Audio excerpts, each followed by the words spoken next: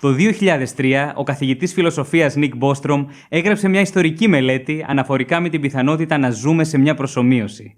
Φανταστείτε ότι το περιβάλλον σας, τα χέρια, το σώμα και ακόμα και οι ίδιες σας οι σκέψεις αποτελούν ψηφιακές προσομοιώσεις σε κάποιον υπερυπολογιστή του μέλλοντος. Όσο παράξενη και αν ακούγεται αυτή η ιδέα, αξίζει πραγματικά να την αναλογιστούμε.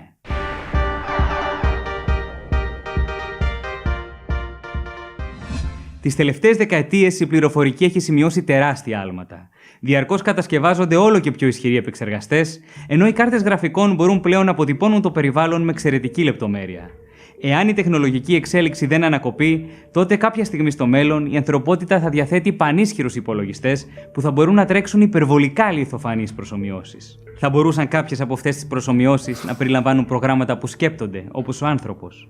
Για να συμβεί αυτό, θα πρέπει να μπορούν να αναπαραχθούν οι διεργασίες του εγκεφάλου στο επίπεδο των εγκεφαλικών συνάψεων.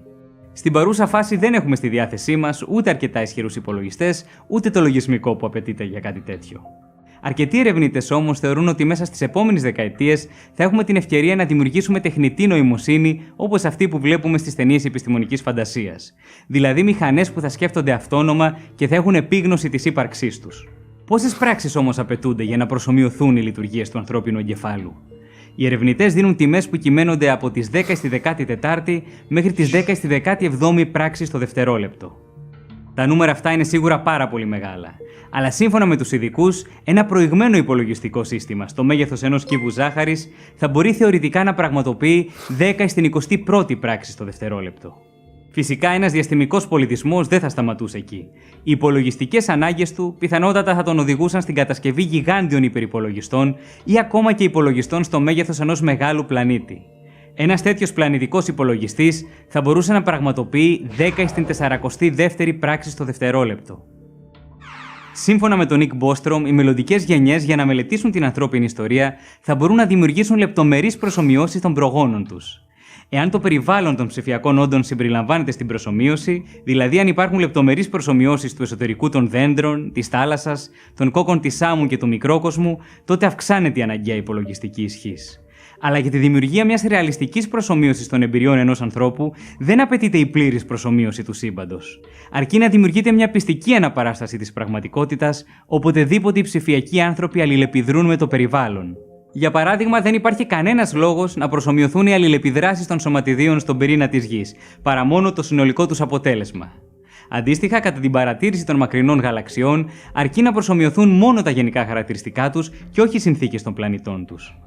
Εάν τύχαινε να υπάρξει κάποια ανομαλία ή ασυνέχεια στην προσομοίωση, τότε το πρόγραμμα θα μπορούσε να επιστρέψει σε μια προηγούμενη θέση που θα είχε σώσει, ώστε να συνεχίσει η ροή της προσομοίωσης από εκείνο το σημείο. Σε κάθε περίπτωση, τα ψηφιακά όντα δεν θα μπορούσαν να καταλάβουν ότι ζουν σε μια προσομοίωση. Ο Νικ Μπόστρομ υπολόγισε τον αριθμό των πράξεων που απαιτούνται για μια πλήρη προσομοίωση της ανθρώπινης ιστορίας. Θεωρώντας ότι στον πλανήτη μας έχουν ζήσει περίπου 100 δισεκατομμύρια άνθρωποι, για 50 χρόνια κατά μέσο όρο καθένας, και με εγκεφάλους που πραγματοποιούν από 10 στη 14η μέχρι 10 στην 17η πράξη το δευτερόλεπτο, προκύπτει ότι η προσομοίωση ολόκληρης της ανθρώπινης ιστορίας απαιτεί συνολικά 10 στην 33η με 10 στην 36η πράξεις.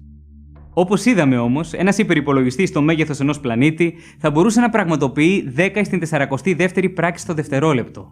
Δηλαδή, σε ένα μόνο δευτερόλεπτο θα μπορούσε να τρέξει τουλάχιστον 1 εκατομμύριο προσομοιώσεις της ανθρώπινης ιστορίας και των εμπειριών όλων των ανθρώπων που υπήρξαν ποτέ. Είναι φανερό λοιπόν ότι οι προηγμένοι πολιτισμοί του σύμπαντος θα μπορούν να τρέξουν έναν τεράστιο αριθμό προσομοιώσεων των προγόνων τους ή άλλων όντων και μάλιστα με σχετικά μικρό κόστος. Έτσι, σε κάθε πραγματικό πολιτισμό ενδέχεται να αντιστοιχούν αμέτρητοι προσομοιωμένοι πολιτισμοί.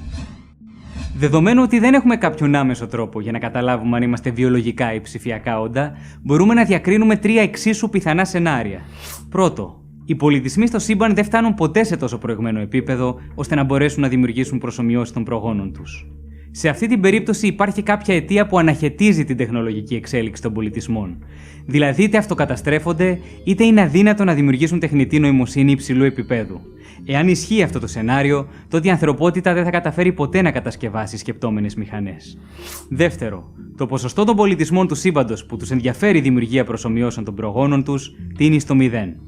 Είναι δύσκολο να φανταστούμε μια γενική αιτία που θα οδηγούσε όλους τους πολιτισμούς σε μια διαφορία για τις προσομοιώσεις. Εξάλλου, σήμερα δημιουργούμε προσομοιώσεις για τα πάντα. Για το κλίμα του πλανήτη μας, για την εξέλιξη των άστρων και των γαλαξιών, για τη διάδοση των ασθενειών και φυσικά για τις ανθρώπινες συμπεριφορές. Μάλιστα, πολλά παιχνίδια αποτελούν προσομοιώσεις της ανθρώπινης δραστηριότητας. Και πολλές φορές, όσο πιο πιστική είναι η προσομοίωση, τόσο πιο διασκεδαστικό θεωρείται το παιχνίδι. Άρα, εάν ισχύει αυτό το σενάριο, ο τρόπος σκέψης και συμπεριφοράς των μελλοντικών ανθρώπων θα είναι δραματικά διαφορετικός από τον δικό μας. Τρίτο, ζούμε σχεδόν σίγουρα σε μια προσομοίωση. Εάν τελικά είναι δυνατή η δημιουργία μηχανών που σκέφτονται, τότε οι προηγμένοι πολιτισμοί θα μπορούν να τρέξουν εκατομμύρια προσομοιώσεις της ιστορίας τους μέσα σε ελάχιστο χρόνο.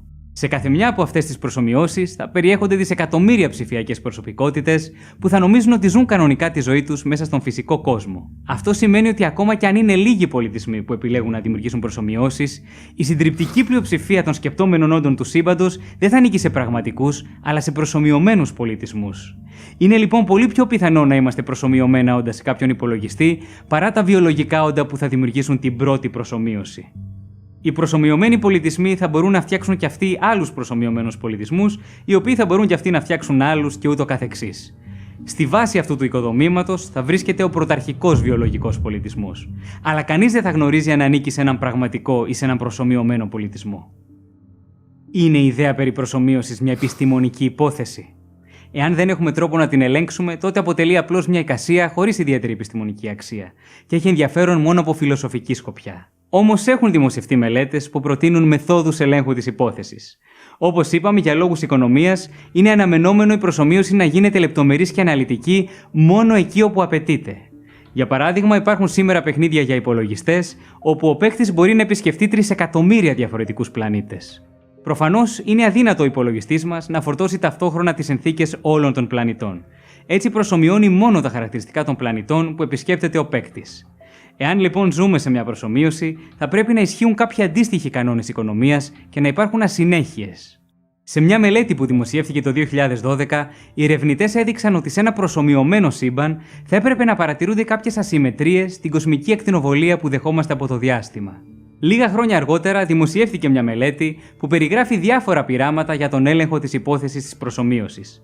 Τα περισσότερα από αυτά αποτελούν παραλλαγές του γνωστού πειράματος της διπλής σχισμής, δηλαδή σχετίζονται με το γεγονός ότι τα σωματίδια στο μικρόκοσμο άλλοτε συμπεριφέρονται ως υλικά σώματα και άλλοτε ως κύματα.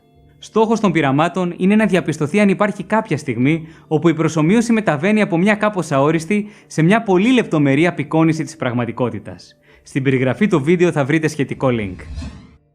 Αρκετοί γνωστοί επιστήμονες, όπως ο Neil deGrasse Tyson, ο Elon Musk, ο Brian Cox και ο νομπελίστας αστροφυσικός George Smoot, θεωρούν ότι είναι πιθανό να είμαστε ψηφιακές υπάρξεις σε έναν υπερυπολογιστή. Είναι όμως ασφαλές να μάθουμε αν ζούμε μέσα σε μια προσομοίωση? Σύμφωνα με τον καθηγητή φιλοσοφίας Dr. Preston Green, αυτό είναι κάτι που πρέπει οπωσδήποτε να αποφύγουμε. Το επιχείρημά του είναι ότι ίσως για έναν προηγμένο πολιτισμό οι προσομοιώσεις να έχουν επιστημονική αξία μόνο αν τα προσομοιωμένα όντα δεν γνωρίζουν ότι ζουν σε μια προσομοίωση. Το παράδειγμα που δίνει είναι ότι όταν θέλουμε να εξετάσουμε την αποτελεσματικότητα ενός φαρμάκου, οι ασθενείς που συμμετέχουν στις δοκιμές δεν πρέπει να γνωρίζουν να παίρνουν το πραγματικό φάρμακο ή το πλασίμπο.